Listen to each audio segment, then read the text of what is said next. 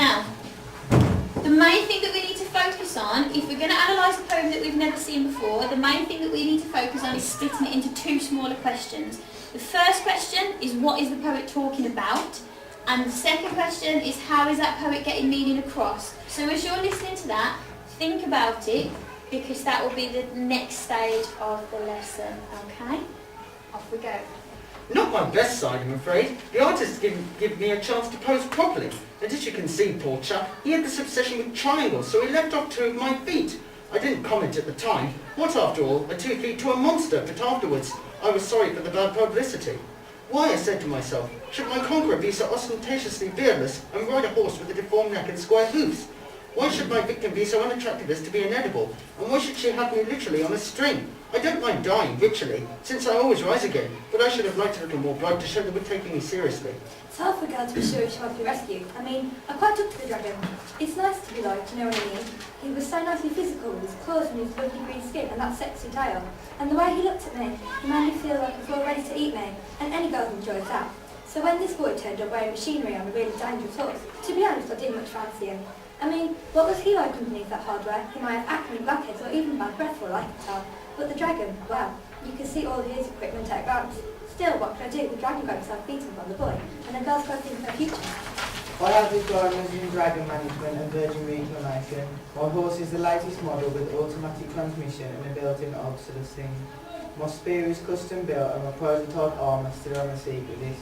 You can't do better than me at the moment. I'm qualified and equipped for the armour, so why be difficult? Don't you want to be killed and or rescued in the most contemporary way? Don't you want to carry out the lives that sociology and myth have designed for you? Don't you realise that by being choosy you're endangering job prospects in the spear and horse building industries? What, in any case, doesn't matter what you want, you're in my way. Fantastic. Can we give them a round of applause?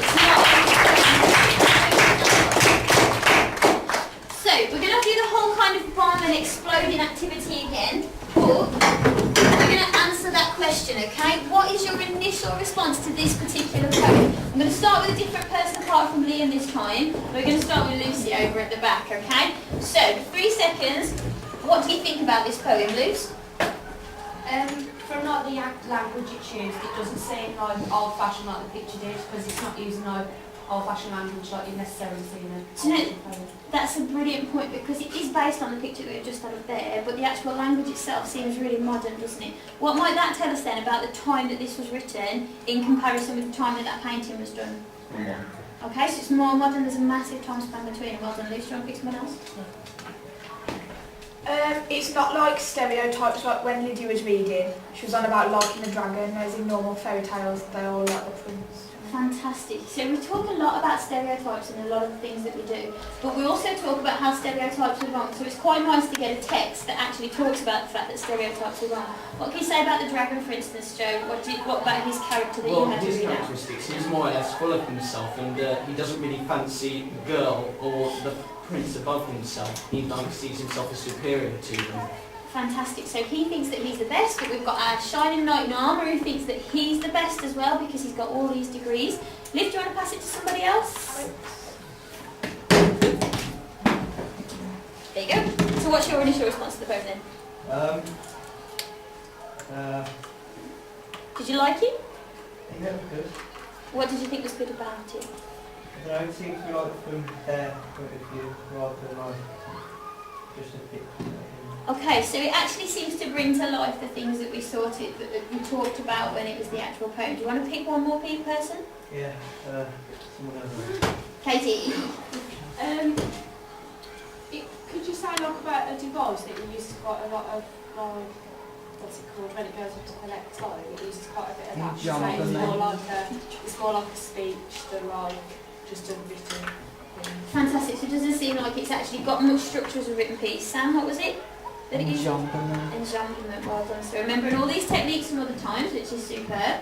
Now the final task that we're going to move on to, in an exam situation, we haven't really got time to throw bombs or to make masks or to do those kind of things.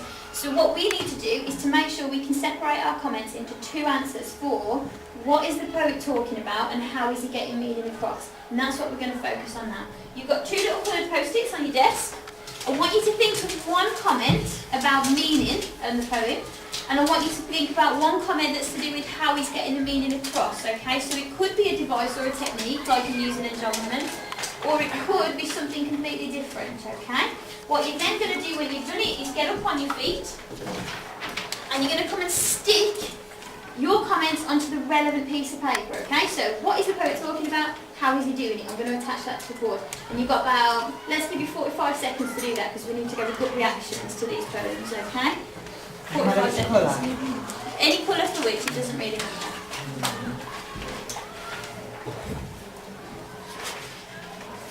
You can talk if you need to.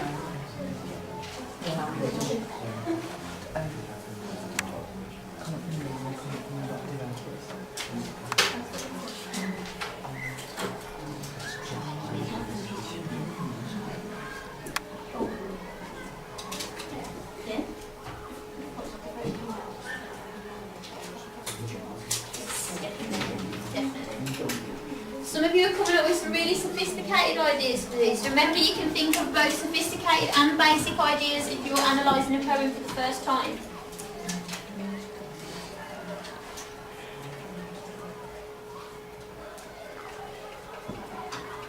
Had about 15 seconds, you've got 30 left. As soon as you've finished, you can come and stick your little post-it to the right one.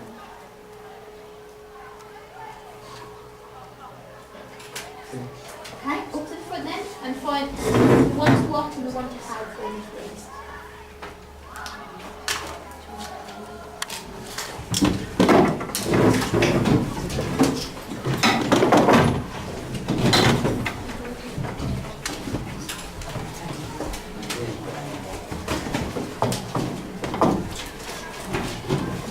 When you've done that, just take a seat again.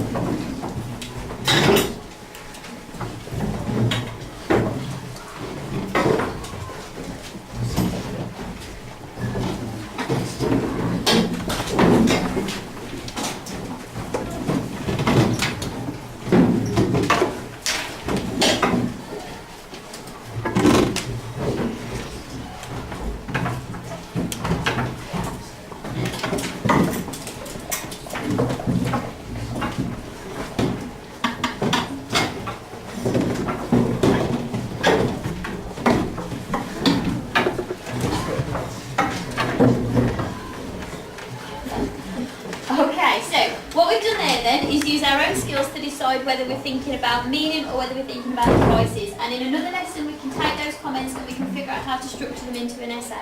Today, to kind of round it up, what we need to have a think about is the overall message in the poem. You know from your own experience that any kind of published text has like a secondary meaning behind it. This was written a long time ago by a lady. Does anybody think they might be able to guess what the message behind this particular poem is? Amy? You can have feelings for anything, and might not necessarily be like normal, like the lady is like a dragon, but it just happens how it happens. It's not necessarily how it should happen, but things happen. That's a nice idea. So perhaps it's more to do with falling in love and the way people make judgments about love and stuff. Sam, was your hand up there? Is it that stereotypes don't always live up to what they're on about? Because it's got, he chose a horse with built-in obsolescence, which means it'll break soon enough. So even though he's saying it's the best horse in the world, it's going to break.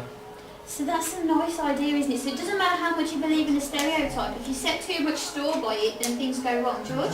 It's not judging a book by its cover, so it's explained.